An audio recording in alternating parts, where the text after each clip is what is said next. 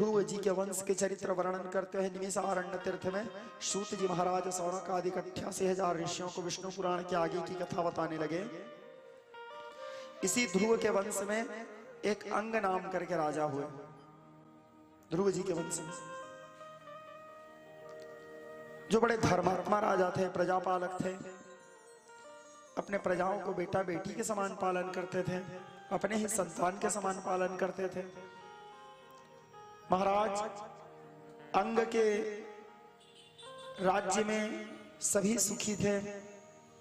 ब्राह्मण लोग स्वतंत्र होकर के वेद ध्वनि के पाठ करते थे, गौ स्वतंत्र होकर के यत्र तत्र सर्वत्र विचरण करती थी,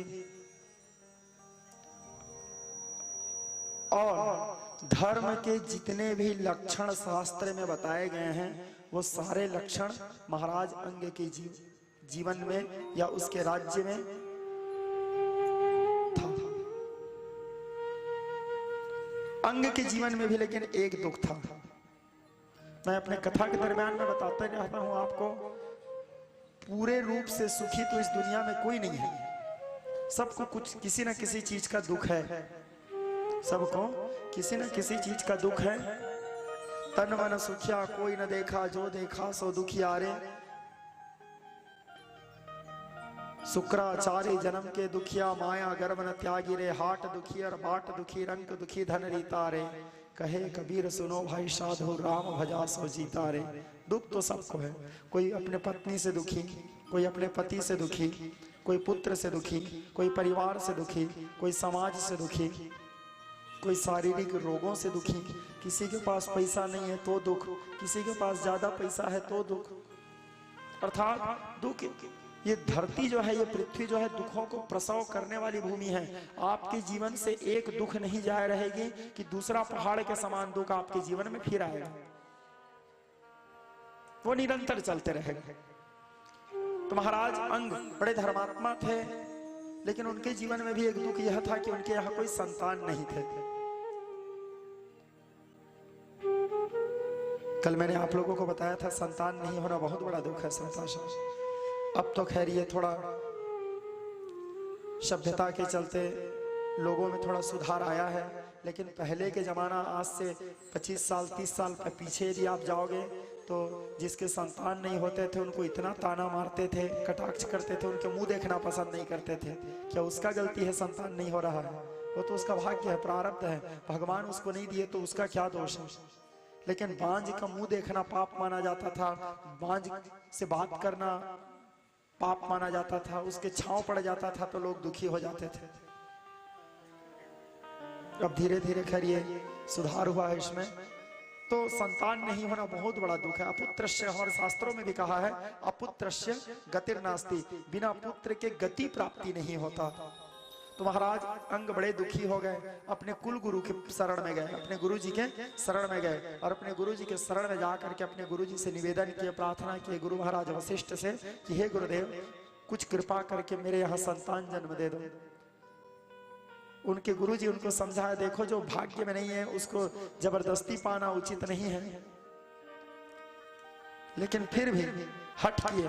अब हट किए तो शिष्य को तो गुरु दुखी नहीं देख सकते। यदि शिष्य दुखी है तो शिष्य के दुख को दूर करने के लिए गुरु प्रकृति के साथ तक खिलवाड़ करने के लिए तैयार हो जाता है, क्योंकि गुरु का जो हृदय है उदार होता है। श्रोता समाज बाबा तुलसी लिखते हैं, करुणाधार सदगुरु दृढ़ नावा, दुर्लभ साज सकल खरीदान। करुणा के निधान है, करुणा के समुद्र होते हैं गुरु महाराज।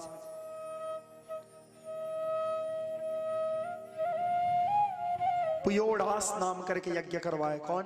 गुरु वशिष्ठ जी। कौन से यज्ञ करवाए? पुयोडास नाम करके यज्ञ करवाए, और उस यज्ञ के प्रभाव से महाराज अंग के यहाँ एक पुत्र जन्म लिए, जिस पुत्र का नाम हुआ बेन। ध्रुव के वंश में अंग, अंग के पुत्र हुए बेन। बेन का लक्षण उनके नाना जी से मिलता था। तो बेन बचपना से ही दुराचारी था। छोटे छोटे बच्चों को ले, उसके जब थोड़ा सा उम्र बढ़ा तो खेलने के बहाने नदी लेके जाते थे, बच्चों को नदी में बहा देते थे, पहाड़ के कंदराओं गुफाओं में डाल के पत्थर से दरवाजा बंद कर देते थे। प्रजाओं को मारना पीटना, दुराचार करना, सबको सताना। मतलब हम राजा के पुत्र हैं ये सोच करके अनेक, क्योंकि हमको कोई कुछ बोल नहीं सकते क्योंकि हम राजपुत्र हैं, इस प्रकार सोच करके वो दुराचार अत्याचार करता था। पूरे प्रजा उनसे दुखी थे, महाराज अंग भी उनसे दुखी हो गए। अंततोगत्वा महाराज अंग के अंतिम समय आया, अंग मृत्यु को प्राप्त हुए। अंग मृत्यु को प्राप्त होने के बाद उनके राज्य के सभी लोग विचार किए कि राजगद्दी खाली नहीं होना चाहिए, राज सिंहासन रिक्त नहीं होना चाहिए। इस प्रकार विचार करके उस राज सिंहासन में अंग के पुत्र बेन को बिठाए। एक तो बेन ऐसे ही दुराचारी था, अब उसको राजगद्दी मिल जाने के बाद तो वो और दुराचारी हो गया, घोर पाप करने लगा। प्रजाओं का सबसे पहले कर बढ़ा दिया। अब बेचारे गरीब प्रजा कहां से उतना कर पटाएंगे। किसी को भी मृत्यु दंड दे देते थे, छोटे छोटे गलती में मृत्यु दंड दे देते थे। बड़ा क्रूर शासक थे वो, दुराचारी थे। वारणी न जाय अनीत घोर निशाचर जे करहि, हिंसा पर अति प्रीत तिनके पापन कवन विधि। उसके पाप का वर्णन नहीं किया जा सकता, इतना पाप। व्यभिचार भी करता था, पूरे राज्य में जुआ खेलवाता था, वो पूरे राज्य में मदिरा बंटवाता था। यानी अधर्म के जितने लक्षण हैं वो सारे लक्षण बेन के अंदर व्याप्त था। और बेन वो पूरे राज्य में, पूरे संसार में अधर्म फैलाना शुरू कर दिए। बेन के अत्याचार से धरती माता क्या की, अपने अंदर के सारे औषधि, तृण, अन्न सबको अपने गर्भ में समावेश कर ली। जब धरती माता सभी को अपने गर्भ में समावेश कर ली तो ना तो वृक्षों में फल लग रहे हैं, ना तो धरती में अन्न निकल रहे हैं, ना घास निकल रहे हैं, पूरा बंजर हो गया भूमि।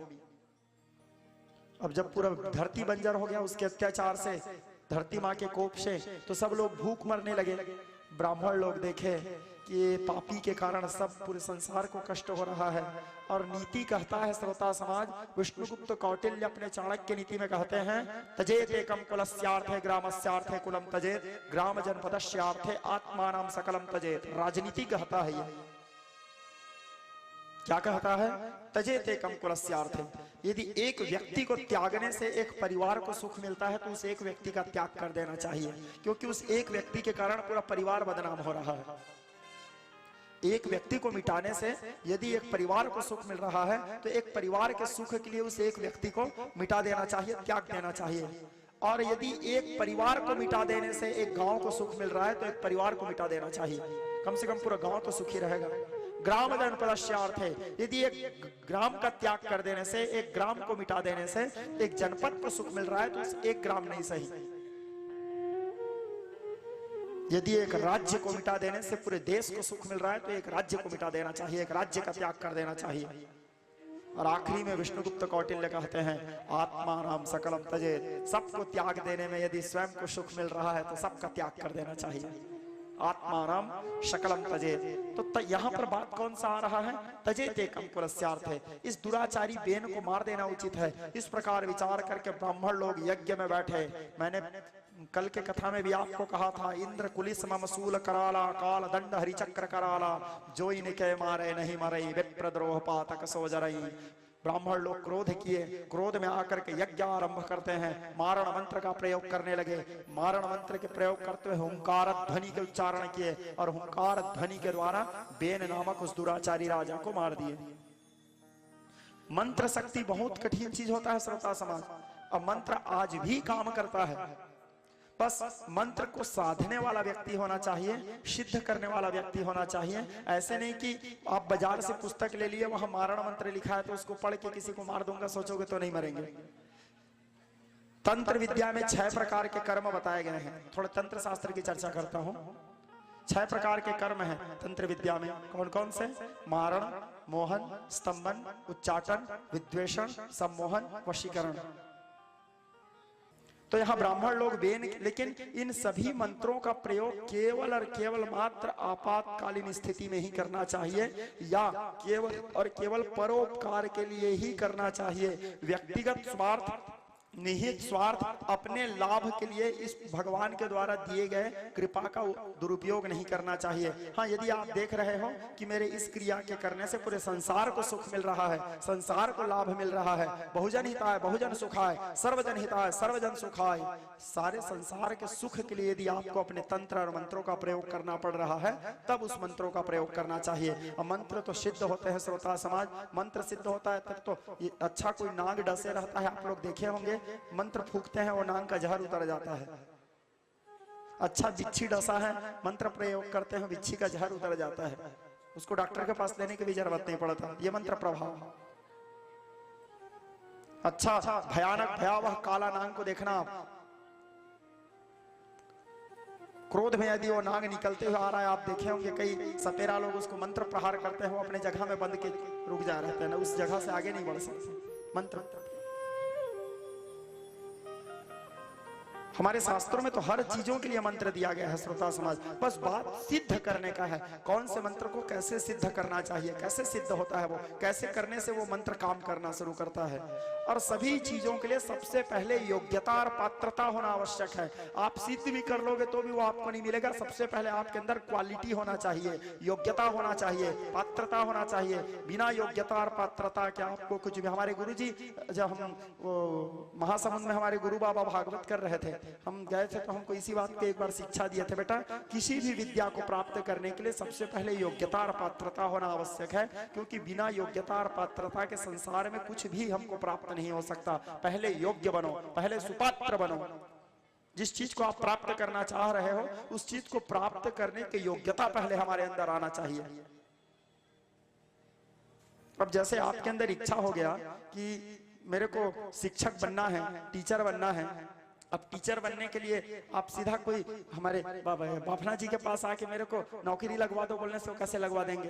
पहले आपका डिग्री भी तो चाहिए, 12वीं भी तो पास रहोगे तब लगवाएंगे भाई, बीएड डीएड करे रहोगे तब तो लगवाएंगे। अब आप में कोई योग्यता ही नहीं है, कोई पात्रता ही नहीं है, आ करके सीधा नहीं मेरे नौकरी लग जाए तो कहां से लग जाएगा? तो किसी भी चीज को प्राप्त करने के पहले योग्य बनो, पहले पात्र बनो, सुपात्र बनो और कर्म करो। सबसे पहला चीज कर्म। हमारे वेदों में, पुराणों में, शास्त्रों में सभी जगह कर्म की प्राथमिकता दिया गया है। ऐसे नहीं है कि आप कोई मंत्र जप के परीक्षा में पास हो जाओगे। परीक्षा में पास होना है तो पढ़ाई करना पड़ेगा आपको। भगवान में नारियल चढ़ा करके, फूल चढ़ा के, बेलपत्ता चढ़ा के, अगरबत्ती जला के आप पास नहीं हो जाओगे, उसके लिए आपको पढ़ाई करना पड़ेगा। आप पढ़ी नहीं है तो कहां से पास होगे? धन प्राप्त करना है तो घर में बैठे रहोगे, धन प्राप्त नहीं हो पाएगा, पसीना बहाना पड़ेगा आपको, कर्म करना पड़ेगा। कर्मण्येवाधिकारस्ते मा फलेषु कदाचन, कृष्ण जी कहते हैं। कर्म प्रधान विश्व करी राखा, तुलसीदास जी लिख रहे हैं। बिना कर्म के हमको कुछ भी प्राप्त नहीं हो सकता। किसी भी चीज को प्राप्त करने के लिए सबसे पहले मेहनत, कर्म आवश्यक है। विद्या प्राप्त करने के लिए भी आपको पढ़ना पड़ेगा, ज्ञान प्राप्त करने के लिए भी आपको शिक्षा लेना पड़ेगा। कोई भी चीज के लिए कर्म आवश्यक। कर्म प्रधान विश्व करी राखा, जो जस करनी तस फल चाखा, बाबा तुलसी लिख रहे हैं। तो ब्राह्मण लोग उस ध्रुव के वंश में जो बालक जन्म लिए थे बेन, उसको हुंकार ध्वनि के द्वारा मार दिए। मरने के बाद अब ब्राह्मण लोग विचार किए कि अब तो ये मर गया, लेकिन अब राजगद्दी खाली हो गया। राजगद्दी खाली नहीं होना चाहिए, कोई ना कोई उत्तराधिकारी होना चाहिए। चूंकि बेन का विवाह नहीं हुआ था, उसके कोई पुत्र नहीं थे, तो अब राजगद्दी में बैठेगा कौन? तो ब्राह्मण लोग बेन के बाहु का मंथन किए, मंत्र के द्वारा, मंत्र के द्वारा उनके बाहु का मंथन किए, बाहु जंघा का मंथन किए, बाहु के मंथन किए, शरीर का मंथन किए। मंथन करने से सर्वप्रथम उसके शरीर से काला रंग के काला कलूटा पुरुष निकला, भयानक विलक्षण दिखने वाला। निषाद राज हुए, उन्होंने कहा कि हमारे लिए क्या सेवा है? बोले तुम्हारे अंदर राजा बनने की योग्यता नहीं है, हम तो राजगद्दी के लिए चाह रहे हैं। वो जो पहले जन्म लिया था काला कलूटा भयावह पुरुष, वो बेन का पाप ही था जो पुरुष बनकर के जन्म लिए प्रकट हुए थे मंत्र के द्वारा।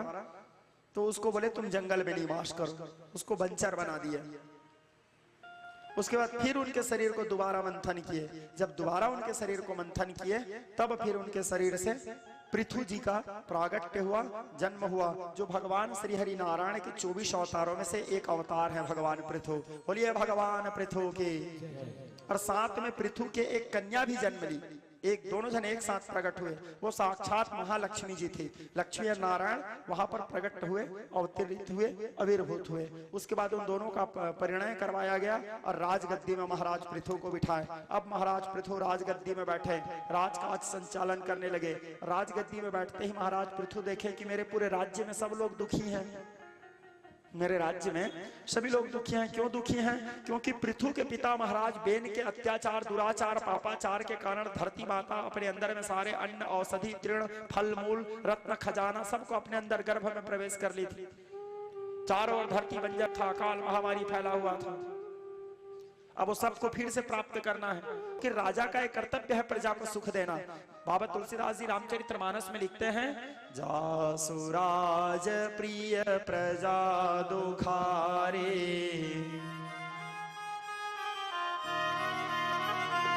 सो नृपा अवस नरक अधिकारी।